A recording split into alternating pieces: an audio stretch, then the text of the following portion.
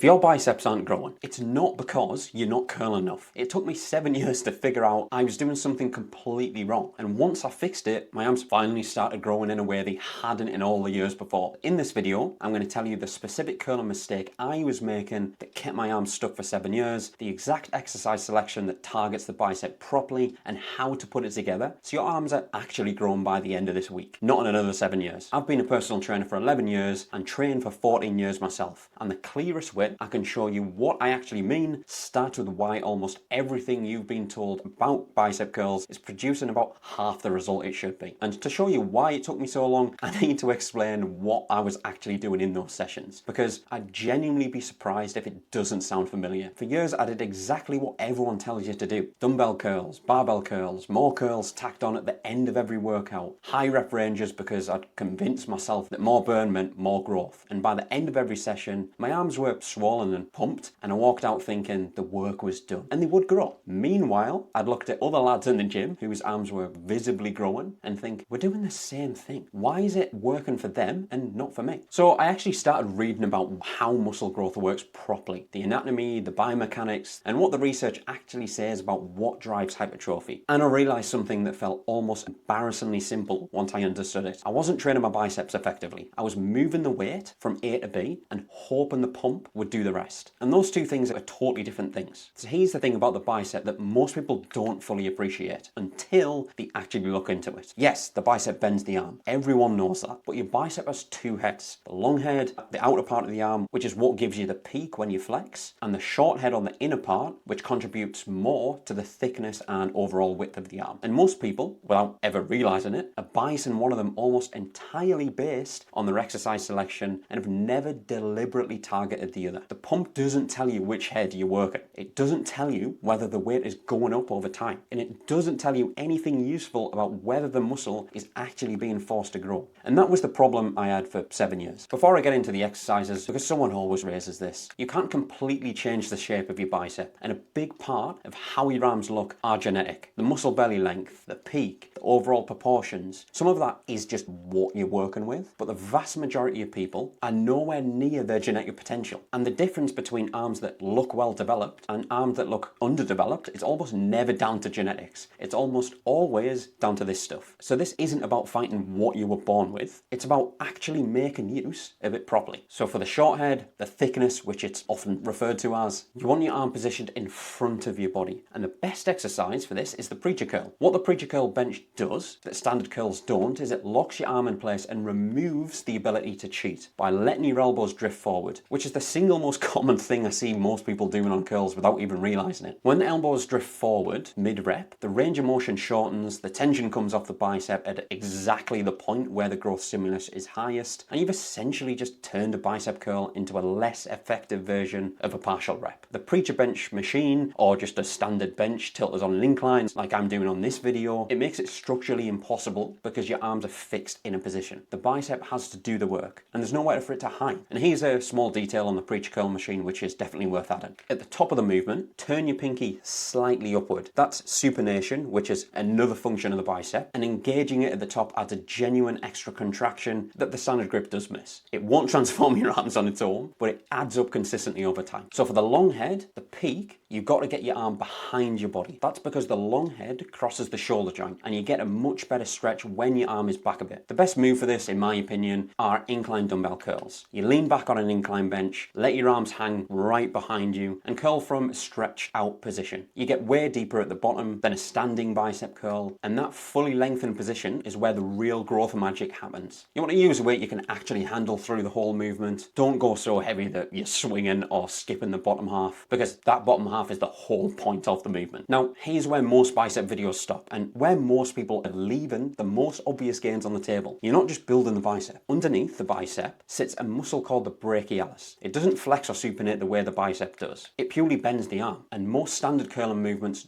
don't target it effectively. But here's why it matters more than most people realize. When it develops, it physically pushes the bicep upward, making the whole arm look bigger. That's where hammer curls come in. Keep the palms neutral, like this, throughout the whole movement. No supination, no controlling the tempo on the way down. The brachialis responds well to slightly heavier loads, or at least that's what I've found. So don't be timid with the weight. Push it more than you would on a standard bicep curl. So in other words, go as heavy as possible. If you're not training this, you're genuinely leaving out visible size on the table. In terms of how to actually put this together, 2 or 3 of these exercises per session, at least 3 sets of each exercise per week should be enough to develop them well. Of course, if your arms are lagging and you really want to grow your biceps, add more volume and add more sets as the weeks go on. The rep range, 10 to 15, works well for bicep development, low enough to use meaningful load, high enough to get a good volume through the range of motion. When you hit 15 reps with a given weight, increase it on the next session and then build back up to 15 again. And that's progressive overload applied simply. And the mistake I made for years that's worth flagging, training arms after a heavy back session when they're already half fatigued from all the pulling work. If arm development is actually a priority for you, train them at the start of a session or in the own slot like an arm day when the arms are fresh. You cannot push a muscle that's already been working hard the intensity level that actually drives growth. And also one more thing, some people do grow the biceps with nothing but chin-ups and rows. And if that's working for you, then great, keep doing it. But for most people, a bit of targeted direct work alongside the compound pulling movements makes a meaningful difference. And if your arms have been stuck for a while, it's almost certainly worth adding. And if you don't want to spend longer than an hour in the gym, my 4-week Softer Lean program in the description has the full training structure that fits inside this. 3 full body sessions a week, all under an hour, progressive overload built in. It's completely free, linked below. So no, you're not going to build biceps in 5 minutes, but you can fix the mistakes that have been holding them back. And once you do, the arms actually start responding in a way they probably haven't been. But here's where most people often plateau, even once the arm training is sorted. And it has nothing to do with the bicep work itself. The arm sits on a frame, and if the frame isn't developed the way it should be, the shoulders, the back, the overall structure around the arm, even well-developed biceps don't really look the way they should. And there's one specific thing about how most people train that quietly limits how developed the whole upper body looks, regardless of how much direct arm work they're putting in. And I've got a video that covers exactly what that is somewhere over here, so watch that next.